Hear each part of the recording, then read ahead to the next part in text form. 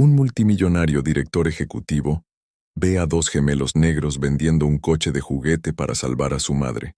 Sus vidas nunca volverán a ser las mismas. Por favor, señora, solo son $10. Es el coche más rápido que ha visto. Nunca. Verán jamás. La voz de Maya, de 8 años, temblaba mientras sostenía el pequeño Camaro rojo, con sus manos sucias contrastando con el brillo del juguete que ella y su hermana gemela Zoe cuidaban como si fuera de oro. Era una fría mañana de diciembre en Central Park, y las dos niñas llevaban allí 3 horas. Sus abrigos rotos apenas las protegían del viento cortante, pero se mantenían firmes en la acera, acercándose a cada transeúnte con la misma súplica, desesperada. «Mi mamá necesita su medicina hoy». Zoe le susurró a su hermana mientras se secaba una lágrima que se negaba a quedarse. «Si no conseguimos el dinero». Al otro lado de la calle, Blake Morrison se ajustó la chaqueta de Miriam Noyen de Borea, su traje de $3,000, y observó la escena con creciente incomodidad. A sus 42 años, el director ejecutivo de Morrison Enterprises había construido un imperio tecnológico valorado en $1,000 millones, pero nunca había presenciado nada tan conmovedor como dos niñas tratando desesperadamente de salvar a su madre. «Señor Morrison, su coche le espera», murmuró su asistente Marcus mirando el Rolex de su muñeca. «La reunión con los inversores japoneses comienza en 20 minutos». Blake saludó distraídamente, incapaz de apartar la mirada de las gemelas. Había algo en su determinación, en la forma en que se apoyaban mutuamente, que removió una parte de su alma que había enterrado hacía años. «Lo siento, señor, pero este cochecito es muy especial», explicó Maya a un hombre trajeado que la ignoró por completo, hablando por teléfono. «Era de nuestro padre, antes de que él». El hombre pasó junto a ellas como si las niñas fueran invisibles. Zoe apretó la mano de su hermana. «Intentémoslo un poco más. Mamá cuenta con nosotras». Blake observó durante otros 5 minutos, viendo cómo al menos una docena de personas rechazaban a las niñas, algunas con un desprecio apenas disimulado, otras simplemente fingiendo que no existían. Lo que más le impresionó no fue el rechazo, sino la dignidad inquebrantable con la que las gemelas respondían a cada no. «Marcus», dijo Blake de repente, «cancele la reunión, señor». El asistente parpadeó confundido. «Son $50 millones en inversores». «Ya me ha oído». Blake cruzó la calle con pasos decididos, sus zapatos italianos resonando con firmeza sobre el asfalto mojado. Las gemelas lo vieron acercarse e intercambiaron miradas esperanzadas. Maya levantó el cochecito con ambas manos, como si fuera una ofrenda preciosa. «¿Qué hace que este cochecito sea tan especial?», preguntó Blake, agachándose para ponerse a la altura de las niñas. Preguntó May, agachándose para ponerse a la altura de la niña. Zoe tragó saliva con dificultad. «Es el último regalo que nos dio nuestro papá antes de irse al cielo. Mamá dice que a veces tenemos que renunciar a las cosas que amamos para salvar a las personas que amamos aún más». Blake sintió que algo se le apretaba en el pecho. «¿Tu madre está enferma?» «Tiene diabetes», explicó Zoe con voz débil pero decidida. «La medicina cuesta $200 y la última dosis se nos acaba hoy. Si no la compra, tomarla». La frase quedó suspendida en el aire, pero el peso de lo que no se dijo era ensordecedor. Blake miró el cochecito en las manos temblorosas. Temía. Era un modelo antiguo, bien cuidado, pero obviamente muy querido. Tenía arañazos de años de juego, pero cada detalle estaba limpio y pulido. $200, repitió pensativo. Era menos de lo que costaba una comida en su restaurante favorito. Maya asintió vigorosamente. La farmacia había dicho que solo podían esperar hasta las 5:00. Después de eso no podría terminar la frase. Blake sacó su billetera y los gemelos lo observaron con los ojos muy abiertos. Contó cuidadosamente billetes de $500 y se los entregó a Maya. «Pero el cochecito solo vale $10, protestó Zoe confundida. «Para ti, tal vez, pero para mí vale mucho más». Blake tomó el cochecito de las manos de Maya, sintiendo el peso de su decisión y de algo que él mismo aún no podía comprender. Las niñas se miraron y lágrimas de alivio corrieron por sus rostros. «Gracias, señor. Gracias», dijeron al unísono, apretando el dinero contra el pecho mientras las gemelas corrían hacia la farmacia. Blake se quedó quieto, sosteniendo el pequeño Camaro rojo, y una extraña sensación lo invadió, como si este encuentro fortuito fuera solo el primer acto de algo mucho más grande que estaba a punto de suceder. Marcus se acercó visiblemente, molesto. «Señor Morrison, los inversores japoneses están muy decepcionados. Siguen a esas chicas». Blake lo interrumpió, guardando discretamente el coche de juguete en el bolsillo de su abrigo. «Quiero saber dónde viven, señor». Blake vio a las gemelas desaparecer por la esquina y una extraña sensación de determinación se apoderó de él. Había algo en aquellas dos niñas que había despertado una parte de él, que creía muerta, para siempre. «¿Me ha oído? ¿Qué pasa con Marcus?», preguntó Blake a su asistente, con los ojos brillando con una intensidad que nunca había visto antes. «Tengo la sensación de que esta historia acaba de empezar. Si te está gustando esta historia, olvidarse de suscribirse al canal, porque lo que sucedió a continuación cambiaría las vidas de todos los involucrados de una manera que nadie podría haber predicho». Marcus regresó 2 horas más tarde con información que hizo que Blake apretara los puños involuntariamente. Los gemelos vivían en un complejo de viviendas deteriorado en la zona sur, donde el ascensor llevaba 6 meses averiado y las familias subían 10 tramos de escaleras en la oscuridad. Su madre se llama Diana Foster. Marcus informó, consultando sus notas, que era enfermera titulada desde hacía 15 años y que había sido despedida del Hospital St. Mary 3 semanas antes por incompetencia profesional. Blake arqueó una ceja. ¿Incompetencia? ¿Una enfermera con 15 años de experiencia? Eso es lo que dice el informe oficial, pero he hablado discretamente con algunos miembros del personal de limpieza. Marcus dudó, señor. La verdadera razón fue que ella cuestionó públicamente por qué a los pacientes negros se les daban analgésicos menos potentes que a los pacientes blancos para los mismos procedimientos. El silencio en la oficina de Blake era ensordecedor. Giró su silla mirando por la ventana panorámica que ofrecía una vista privilegiada de Manhattan. Abajo, personas diminutas se apresuraban, cada una con sus propias batallas invisibles. «Continúe», dijo Blake bajando la voz. La doctora Patricia Whitman, jefa del departamento, afirmó que Diana estaba creando tensiones innecesarias y cuestionando los protocolos establecidos. Diana fue despedida en el acto. Marcus consultó otra página, sin previo aviso, sin indemnización por despido y, como fue despedida por causas justificadas, no tiene derecho al paro. Blake sostenía el carrito rojo y pasaba el pulgar por su superficie desgastada. Las niñas asistían a la escuela primaria Jefferson, tenían excelentes calificaciones y nunca habían faltado un día hasta esta semana. La directora dijo que eran las alumnas más dedicadas que había visto nunca, pero dejaron de ir cuando su madre enfermó. La puerta de la oficina se abrió en silencio. Sarah Chun, directora de recursos humanos de Morrison Enterprises y amiga personal de Blake desde hacía más de una década, entró sin avisar, un privilegio que pocos disfrutaban.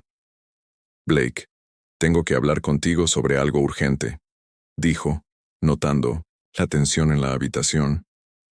«Es sobre el Hospital St. Mary». Blake y Marcus intercambiaron miradas significativas. «Qué coincidencia tan interesante. ¿Qué has averiguado?». Sarah se sentó y abrió una tableta. «¿Recuerdas cuando me pediste que buscara oportunidades de inversión en el sector sanitario? Pues bien, St. Mary's está buscando desesperadamente un inversor principal. Están al borde de la quiebra». «¿Y por qué es tan urgente?», preguntó Blake, aunque ya sabía la respuesta. «Porque esta mañana han recibido una propuesta preliminar del Hartwell Medical Group. Si la fusión se lleva a cabo, la mitad del personal será despedido y los protocolos administrativos serán aún más estrictos, incluso en cuestiones de diversidad». Blake sonrió, Pero no era la sonrisa cordial que lucía en las reuniones de negocios, sino algo más afilado y peligroso. Marcus, quiero que canceles todas mis citas de mañana. Sara, necesito que me digas algo. Ni siquiera mencionen los problemas de diversidad. Blake sonrió, pero no con la sonrisa cordial que mostraba en las reuniones de negocios, sino con una sonrisa más afilada y peligrosa. Marcus, quiero que canceles todas mis citas de mañana, Sara. Necesito un informe completo sobre la situación financiera de St. Mary's en 2 horas. Blake. Sara dijo con cautela. ¿Qué estás pensando exactamente? Hacer lo correcto, respondió Blake, levantándose y acercándose a la ventana. Y quizá enseñar a algunas personas las consecuencias de sus decisiones. Esa tarde, Blake hizo algo que no había hecho en años. Salió de la oficina sin decirle nada a Marcus y condujo hacia el sur. El contraste era brutal. En 20 minutos pasó de rascacielos relucientes a edificios con ladrillos descascarillados y ventanas tapiadas con madera contrachapada. Encontró a Diana Foster en la pequeña tienda de la esquina, regateando el precio de una lata de sopa con la cajera. Era más joven de lo que Blake había imaginado, tal vez 35 años, con la misma determinación tranquila que había visto en su hija, Lance Foster. Blake se acercó discretamente. Diana se volvió y lo reconoció inmediatamente. Se sonrojó avergonzada. Señor, mis hijas me han contado lo que ha hecho. No sé cómo agradecérselo. ¿Puedo invitarle a un café? Me gustaría hablar en la pequeña café. Hartwell quiere comprarlo por 5 millones y despedir a la mitad del personal. Y tú, Blake, sostenía el carrito de golf con la mirada fija en las luces de la ciudad que se veían abajo. Voy a ofrecer 20 millones con algunas condiciones muy específicas sobre la política de personal y los protocolos de atención al paciente. Sara sonrió. Al Dr. Whitman no le va a gustar eso. No le va a gustar. Blake asintió con la cabeza. No le va a gustar nada. Pero no importa. Hartwell voy a ofrecer 20 millones con algunas condiciones muy específicas en cuanto a la política de personal y los protocolos de atención al paciente.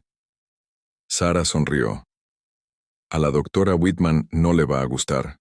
No le gustará. Blake asintió con la voz cargada de una promesa silenciosa.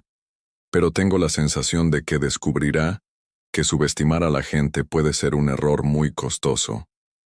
Blake guardó el coche en su bolsillo, exactamente donde había estado desde aquella mañana en el parque. En 24 horas, aquel pequeño juguete se había convertido en el catalizador de algo mucho más grande, una cadena de acontecimientos que demostraría que, a veces, la justicia llega de formas inesperadas. Mientras las luces de la ciudad parpadeaban como estrellas terrestres, Blake ultimaba los últimos detalles de un plan que haría mucho más que ayudar a una familia. Pero lo que ni Diana ni el arrogante Dr. Whitman podían imaginar era que este hombre tranquilo y generoso tenía recursos suficientes para reescribir completamente las reglas del juego, y no dudaría en utilizarlos cuando la justicia estuviera en juego.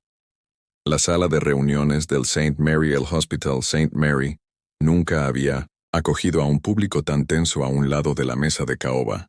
La doctora Patricia Whitman se ajustó nerviosamente las gafas, flanqueada por los miembros del Consejo de Administración, que parecían compartir su creciente ansiedad. Al otro lado, Blake Morrison estaba sentado tranquilamente con un maletín negro delante de él. Señor Morrison, comenzó la doctora Whitman con su voz más autoritaria. Agradecemos su interés en nuestro hospital, pero nuestra asociación con Hartwell Medical ya está prácticamente cancelada, interrumpió Blake suavemente, deslizando un documento por la mesa. Hartwell ha retirado su propuesta esta mañana tras descubrir ciertas irregularidades en sus registros administrativos. El silencio en la sala era ensordecedor. El doctor Hamilton, director financiero, echó un vistazo rápido al documento y abrió mucho los ojos. ¿Cómo lo han conseguido? Blake sonrió con esa sonrisa que sus competidores habían aprendido a temer. Digamos que cuando se mueven 20 millones de dólares en el mercado financiero, la gente presta atención. Y cuando esa gente descubre prácticas de contratación y despido cuestionables, bueno, digamos que Hardwell ha preferido centrarse en oportunidades menos complicadas. Deja de decir que cuando mueves 20 millones de dólares en el mercado financiero, la gente presta atención y cuando esa gente descubre prácticas de contratación y despido cuestionables, bueno, hizo una pausa dramática. Digamos que Hardwell prefirió centrarse en oportunidades menos complicadas. La doctora Whitman intentó mantener la compostura, pero le temblaban ligeramente las manos. Señor, no entiendo por qué un hombre con sus recursos estaría interesado en un hospital comunitario como el nuestro. Oh, pero tengo un interés muy personal, respondió Blake abriendo el maletín, especialmente en asuntos relacionados con la justicia en el lugar de trabajo y los protocolos de tratamiento médico equitativo. Sacó un pequeño carrito rojo del maletín y lo colocó con cuidado sobre la mesa. La doctora Whitman frunció el ceño, confundida por el objeto infantil entre los documentos legales. Este cochecito, explicó Blake con calma, pertenecía a dos niñas extraordinarias, Maya y Zoe Foster, las hijas de Diana Foster, una enfermera que trabajó aquí con una dedicación ejemplar durante 15 años. El nombre impactó al doctor Whitman como un disparo y su rostro palideció al instante. Señor, si se trata de esa empleada problemática, repitió Blake con voz tranquila, pero con una frialdad que hizo que todos los presentes se sintieran incómodos. Aclare, exactamente quién es problemático aquí. Blake sacó otro documento de su maletín, un informe de auditoría independiente sobre las prácticas de medicación para el dolor durante los últimos 5 años. Hemos descubierto algunos patrones interesantes. Pasó los dedos por los números. Los pacientes afroamericanos reciben sistemáticamente un 40% menos de analgésicos que los pacientes blancos, por procedimientos idénticos. El doctor Whitman intentó protestar. Esos números se pueden explicar ¿por qué? Preguntó Blake, levantándose lentamente. Por diferencias genéticas imaginarias en la percepción del dolor, porque eso es exactamente lo que le dijo a Diana Foster cuando ella cuestionó estas prácticas, ¿no es así? La sala quedó en silencio. Blake siguió sacando más documentos, una grabación de audio de la reunión en la que despidió a Diana Foster, abogada en el estado de Nueva York, ya que una de las partes, en este caso Diana, había dado su consentimiento para la grabación. Colocó una pequeña grabadora sobre la mesa. Me gustaría volver a escuchar aquí su explicación de por qué ciertas personas tienden a exagerar los síntomas del dolor. El doctor Whitman estaba ahora visiblemente desesperado. Señor, no puede comprar un hospital, por supuesto. Claro que puedo, sonrió Blake de nuevo. Ya tengo los papeles firmados. St. Mary ahora forma parte de la Fundación Morrison para la Atención Médica Equitativa. El doctor Hamilton tragó saliva. ¿Qué significa esto para el personal actual? Excelente pregunta, respondió Blake sentándose. De nuevo, se mantendrá a la mayor parte del personal, con aumentos salariales significativos y mejores prestaciones. El personal de enfermería, en particular, recibirá el reconocimiento y la compensación adecuados por sus años de trabajo, excepcional. Hizo una pausa con la mirada fija en el doctor Whitman. Sin embargo, algunos miembros de la administración serán despedidos con efecto inmediato, en particular aquellos cuyas prácticas discriminatorias crearon un ambiente de trabajo hostil y comprometieron la atención a los pacientes. El doctor Whitman finalmente estalló. No puede hacer eso. Tengo una carrera médica de 20 años, conexiones en toda la ciudad, corrigió Blake suavemente. Sarah Chun, nuestra directora, prácticas discriminatorias, han creado un ambiente de trabajo hostil y han comprometido la atención al paciente. El doctor Whitman finalmente estalló. No pueden hacer eso. Tengo una carrera médica de 20 años y contactos en toda la ciudad, corrigió Blake en voz baja. Sarah Chun, nuestra directora de recursos humanos, pasó la mañana hablando con los administradores de los hospitales en un radio de 500 metros. Curiosamente, cuando se comparten grabaciones de prácticas discriminatorias y datos de auditorías médicas, las oportunidades de empleo se vuelven limitadas.